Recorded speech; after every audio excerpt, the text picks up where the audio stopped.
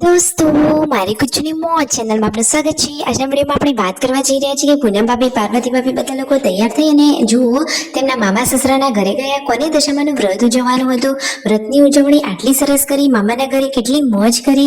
શું દોસ્તો જુઓ, રણજીતભાઈ કહે છે કે પાર્વતી ભાભી અને પૂનમ ભાભી તો રખડવા ગયા છે અને દોસ્તો શિલ્પા ભાભીને કેમ ના લઈ ગયા અને શિલ્પા ભાભી માટે આજે હોટલમાંથી કેવું કેવું જમવાનું લાવ્યા એ બધી જ માહિતી મળશે તમને આપણા આ વિડીયોમાં। મારી ચેનલ પર નવા હોય તો ચેનલને ફટાફટ લાઈક શેર અને સબસ્ક્રાઇબ કરી દો। Full video in life of Thakor channel દોસ્તો ફૂલ વિડીયોની લિંક ડિસ્ક્રિપ્શનમાં મૂકેલી છે, ત્યાં જઈ તમે આખો વિડીયો વોચ કરી શકો છો। હવે ટૂંકી ટચુકડી લાઈવ ટ્રેન્ડિંગ માહિતી મેળવવા માટે કરી દો મારી ચેનલને ફટાફટ સબસ્ક્રાઇબ। તો ચાલો દોસ્તો વધારે રાહ ન જોતા આપણે વિડીયોની શરૂઆત કરી દઈએ। તમે વિડીયોમાં લાઈવ જુઓ કે આજે તો પૂનમ ભાભી, પાર્વતી ભાભી, રણજીતભાઈ અને સંજયભાઈ પહોંચી ગયા છે એમના મામાના ઘરે, એટલે કે લાછડી। તમે એ લોકો જાણતા જશો કે એમનું મામાનું ઘર અહીંયા લાછડી થાય છે। જુઓ ત્યાં દશામાનું વ્રત ઉજવવાનું હતું એટલા માટે વ્રતની ઉજવણી માટે ગયા હતા। તો જમણવાર ચાલુ થઈ ગયો છે અને બંને ભાભી લોકો બચ્ચા પાર્ટીને લઈને જમવા માટે બેસી ગયા છે। મિતાશને તો આજે લડ્ડુ ખાવાની મજા જ પડી ગઈ છે। જુઓ લાડવા એને એટલા ભાવે છે કે બીજું બધું ખાવાનું તો એ અડતો પણ નથી। રણજીતભાઈ પોતાના લાડકા દીકરાને એમના હાથેથી લડ્ડુ ખવડાવી રહ્યા છે। અરે વાહ, એકદમ હેપીનેસ એન્ડ ક્યુટ ક્યુટ ગોલું મોલું એટલે જ આ મિતાશ। વ્યૂ તો જુઓ, પાપડ ઉપર દાળ ભાત લઈને જમી રહી છે।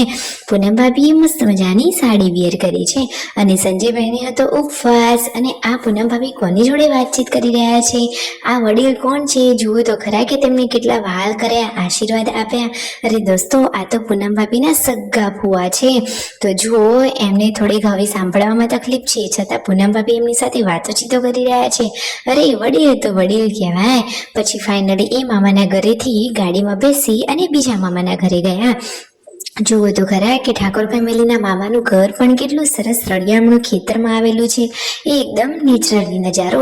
પછી રસ્તામાં આવી ગયા વિસનગર ને વિસનગર આવીને પૂનમ ભાભીને ખાવી હતી પકોડી। અરે ઘણા ટાઈમથી એમને પકોડી ટેસ્ટ કરી નથી, તો તેમની ઈચ્છા હોય ને સંજયભાઈ પૂરી ના કરે એવું થોડી ને બને। તો ફાઇનલી પછી પકોડી પેક કરી એટલે કે ખાઈ લીધી ને પછી જમવાનું પેક કરાવ્યું।